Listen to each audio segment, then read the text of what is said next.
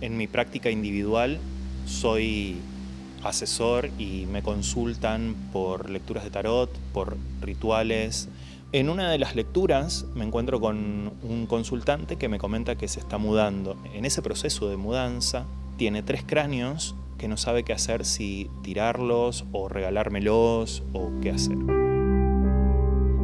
Temáticas vinculadas con el abandono de restos humanos, la utilización de fosas comunes, el robo de restos materiales. Nosotros lo analizamos desde una perspectiva vinculada con qué es lo que ocurre socialmente para que eso se produzca. No el robo en sí, sino qué es lo que lleva a que una sociedad construya los restos humanos como un objeto pasible de ser sustraído. En el caso de las fosas comunes, cuál es la concepción de cuerpo y persona que hace que ciertos individuos culminen su proceso en una fosa común. Damos sepultura a nuestros seres queridos fallecidos, pero creyendo que lo que está muerto, lo que no tiene más vida, es ese cuerpo que ya cumplió una función. Pero la persona es más que el cuerpo, ¿no? Las personas, decimos, somos cuerpo, alma y espíritu. La persona sigue viva, más allá de que el cuerpo falleció. El cuerpo vuelve a la tierra. Incluso este cuerpo muerto sí merece respeto, que no es la conservación. Hoy por hoy, y hace muchos años ya, la Iglesia acepta la cremación. Y sin embargo, se pide que esas cenizas sean depositadas en algún lugar sagrado. O sea, eso marca el respeto. Entonces, ¿qué ocurre con el entierro? Que finalmente hay muchas cosas que pueden pasar en ese entierro. Si me quedo sin dinero, ya no puedo pagar y se me va a una fosa común, mi cuerpo se pierde, que igual se va a perder, pero la gente tiene esa relación con el cuerpo. ¿Qué es lo que ocurre? Que me parece horrible que si no puedes pagar, el cuerpo se vaya, porque no hay un trato 100% digno mientras ya no puedes pagar. Hay que tener en cuenta también dónde nosotros estamos viviendo. Entonces, cuáles son las costumbres más comunes y por qué se mantienen esas costumbres. Hay un uso, hay un porqué y no tiene que ver solamente con dogmas, hay un respaldo.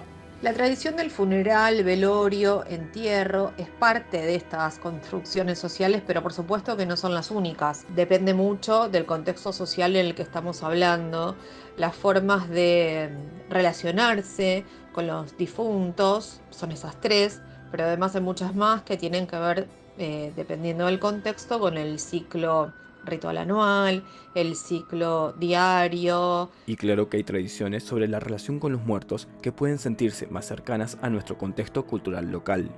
El Día de Muertos es una construcción cultural. Bueno, se nos enseña desde niños, ¿no? Nosotros tenemos esta idea y es algo que desde la más tierna infancia se nos aclara y se nos menciona, ¿no? Que es esta cuestión, en primer lugar, el altar. Lo más importante es generar esta idea del altar que se le hace a los muertos. Yo pienso que es un altar a la memoria y también para afrontar el dolor de lo que es perder a los otros. El Día de Muertos para mí habla de la memoria, ¿sí? Es una parte fundamental. ¿Por qué? Porque ponemos fotos. Decimos vienen a vernos. Yo me acuerdo de lo que le gustaba. Hay un papel de la memoria importante en cómo nos relacionamos con la muerte y eso yo creo que es algo que se da en todo el mundo. Sí, desde la infancia en México se habla sobre la relación con los muertos, prepara a las personas para afrontar el deceso con una convicción que no se puede tener si se mantiene todo como un tabú. También está la alternativa de que, después de morir, nuestros cuerpos sean donados para beneficio de la sociedad. La mayor parte de los cuerpos vienen de la morgue de acá de la facultad y esos cuerpos son donados por los familiares de los fallecidos a la ciencia. Hace poco, con la ley Justina, si mal no recuerdo, cada uno de nosotros es donante de órganos, salvo que uno especifique lo contrario. En el caso de la donación a la ciencia, uno tiene que especificar que tiene que ser para objetivos de investigación. La ley Justina, promulgada en 2018, establece que mayores de 18 años son donantes de órganos o tejidos. Significó un pico histórico en el número de donantes y pacientes trasplantados en el país. Los protocolos en cuanto a los huesos son medio grises porque la verdad es que los chicos, los estudiantes de primer año, sacan los huesos de los cementerios, pero de un modo u otro tienen las herramientas para su instrucción, para su enseñanza. pero sí sé que tiene sus polémicas. También sé que no hay otro modo por el cual la gente pueda conseguir los huesos. Es eso o hacer un agujero en una tumba. Entonces, es el mejor modo que tenemos hoy en día, me parece, de permitirle a los chicos estudiar con un material que es necesario y que realmente les da una ayuda. Sí, la verdad es que es medio aleatorio, pero bueno, también no es que se sacan los huesos de las tumbas más jóvenes, digamos, sino que son huesos que ya tienen mucho tiempo en el cementerio, que no es que uno entierra a un familiar y tiene que tener el miedo de, no, van a darle los huesos a los chicos de medicina. Son con huesos que tienen 100 años ahí en el cementerio, no es para andar preocupando a la gente, en definitiva. Para volver a la Tierra o ser donado a la ciencia, es necesario que decidamos sobre el destino de nuestros cuerpos. Tomo los cráneos, pienso en limpiarlos, los veo muy deteriorados, se le notan manchas, se le nota descuido y que no fueron usados manteniendo el respeto debido a los muertos. Y entiendo, gracias a haberme encontrado con una nigromante, que esos huesos están necesitando primero una velación para limpiarlos y entregarlos en paz a la Madre Tierra. Así que estuve organizando esto para darle un descanso en paz a estas personas y sobre todo a su esencia. Todo cuerpo va a volver a ser polvo, cenizas, ¿eh? No importa si es a través del tiempo con la descomposición o a través del fuego con las cenizas, ¿sí?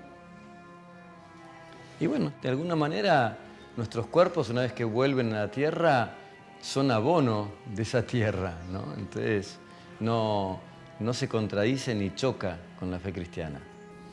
Quemamos a los muertos, enterramos a los muertos para que sigan su ciclo dentro de la naturaleza, o los tenemos guardados como en archiveros para mantener la idea de que todavía siguen ahí, cuando en realidad lo que va a seguir para siempre van a ser los recuerdos.